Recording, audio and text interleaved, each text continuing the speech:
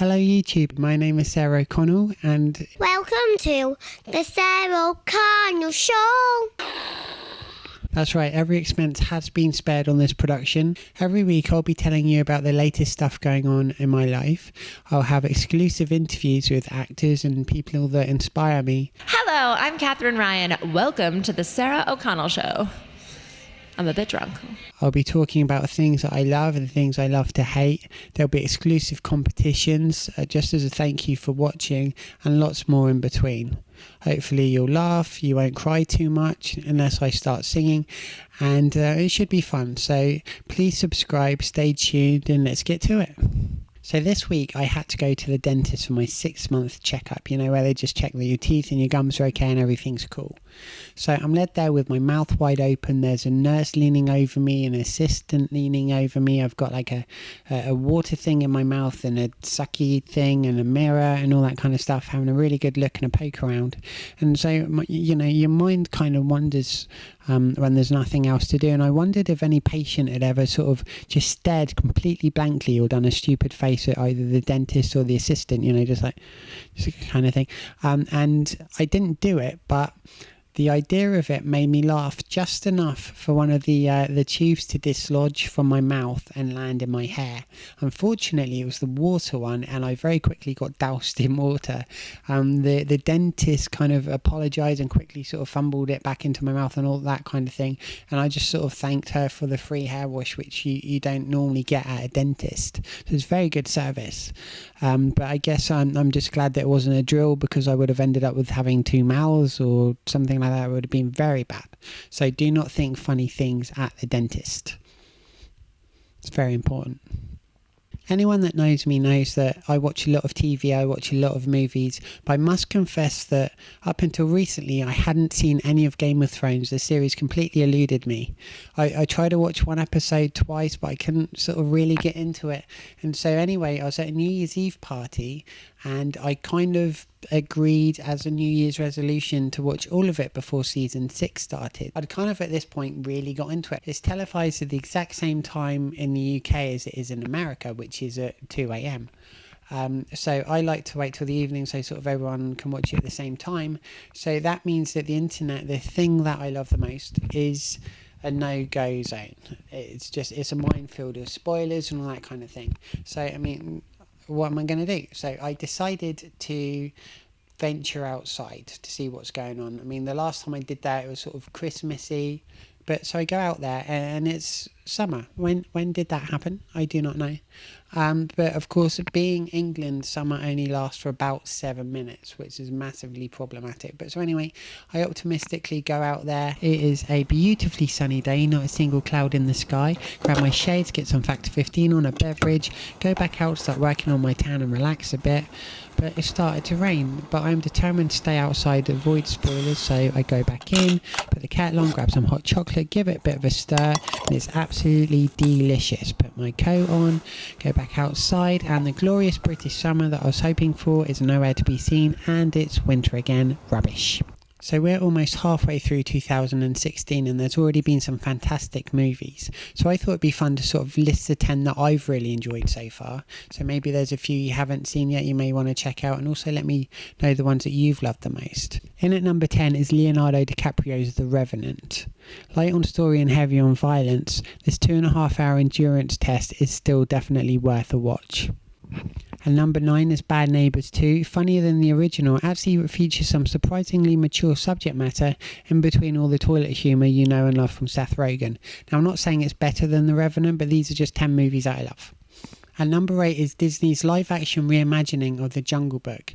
Definitely the most visually impressive film of the year. It also, I must admit, managed to make me jump a couple of times, but don't tell anybody. Also, I must say, if you love learning more about the making of books and all that kind of thing, then I really recommend the Art of Jungle Book is fantastic. It's full of really nice artwork and insight into the production of the movie as well. There's tons of superhero movies due for release in 2016, but the one that I've enjoyed the most, I think, is Marvel's Captain America Civil War, which really brought the universe together in a fantastic way and set it up for very exciting stuff in the future. Special mention also goes to Deadpool, which was a lot of fun as well, starring Ryan Reynolds. let's not talk about Batman versus Superman: Dawn of Justice. So I'm just not ready to. I'm not. And number 5 is Disney's Zootropolis. We're at number 5. I think we're at number 5. Who's counting? Full of in-jokes and pop culture references. There's plenty for adults to enjoy as well as the children. And number 4 is the Rocky spin-off Creed, which is a knockout drama that packs a serious punch and Academy Award nominated performance from Sylvester Stallone. It's also out on Blu-ray and DVD right now, as you can see. So go check it out. And number 3, Eddie the Eagle, is a wonderful film about a real-life superhero that had me smiling from start to finish. And number 2, this film came out of nowhere. It's 10 Cloverfield Lane. It's incredibly tense, often scary, and just amazing. Avoid spoilers, just go see it, enjoy it. John Goodman is phenomenal in this film. In first place, and out on the 3rd of June, is Emilia Clarke's romantic comedy drama Me Before You. It will make you laugh and cry in equal measure, and I would say it's this year's The Fault in Our Stars. It's an absolutely beautiful film. I highly recommend it. Love the soundtrack too. Okay, it's interview time. This week I'm going to be chatting to one of my favourite comedians, Katherine Ryan. So, welcome to the Sarah O'Connell Show. The first question is, now that you've completed your tour, what can people expect from the DVD of the Kath live show? Well, thank you for having me on the Sarah O'Connell Show. First of all, hello.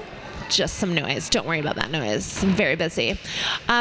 I have just recorded the Kath Bum live DVD, but I don't know if it's going to be a DVD in the physical form, because I don't know really if everyone is into that anymore. Perhaps we could have it be a Netflix special or some sort of online offering. I don't know. I wouldn't have to get off the sofa if you did that, so that'd be perfect. Yes, I will try to do that. We'll see. Like, we did it ourselves so that we don't exactly know where it's going to be broadcast. But that's kind of exciting. I think somebody somewhere is going to want it. My mother would love to broadcast it in her living room. Exactly. I mean, it's Christmas is sorted. Christmas is sorted with the Kath Bum DVD. How long did it take to put the material together, and are you starting to work on your next show now? I'm always working on new material because I feel like you tour a show for so long, for like a year, and you can't say the same things for a year, and the news changes. And I like to do a lot of satirical, like pop culture, observational comedy about what's going on in the world. So I've already started writing a little bit of the new show. I'm going to do work in progress in Edinburgh. But to this point of Kath Bum, I've already been touring out nearly a year. So it takes a year before I'm comfortable putting it on like film. This leads nicely to my next question, which is, of course, you love pop culture and celebrities. Would you ever consider hosting your own chat show so that you could speak to other ones? Well, you have the Sarah O'Connell Show, but there are not many chat shows being commissioned at the minute. I don't know how you did it.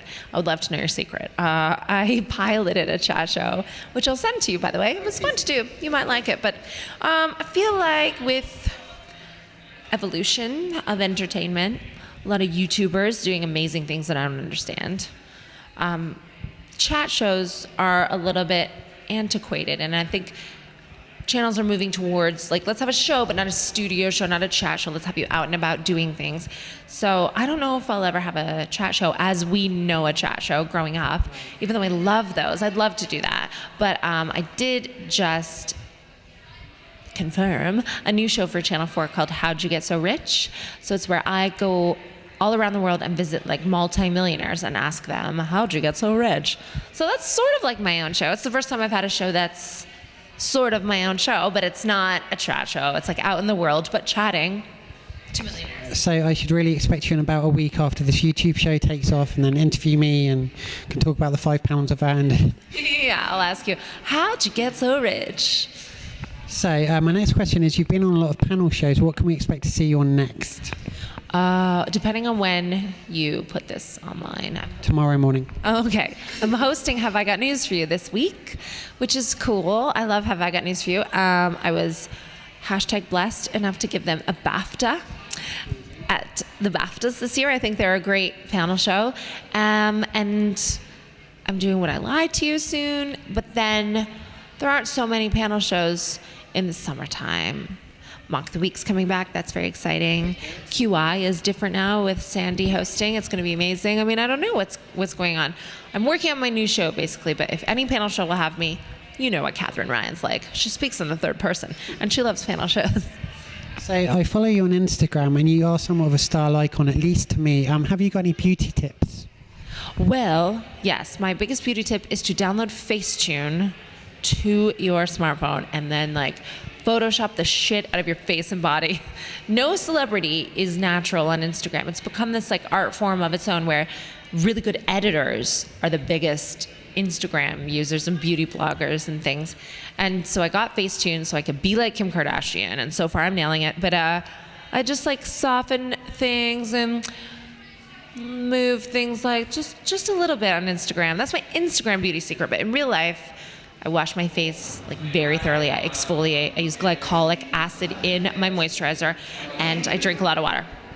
It's a good tip. My tip is probably just low lighting. I just go in the cinema a lot, so don't have to spend too long. So In the dark. exactly. So what are your comedic inspirations? What makes you laugh? I'm inspired by my peers. So people expect me to say famous people, and they inspire me as well. I think what Amy Schumer has achieved in the last few years is like stratospheric, incredible. I've loved Sarah Silverman for a long time. People like Victoria Wood, Sarah Millican. I'm obviously going to be naming people like that. Louis C.K. I think he has a really alternative way of doing things, funding his own series and things.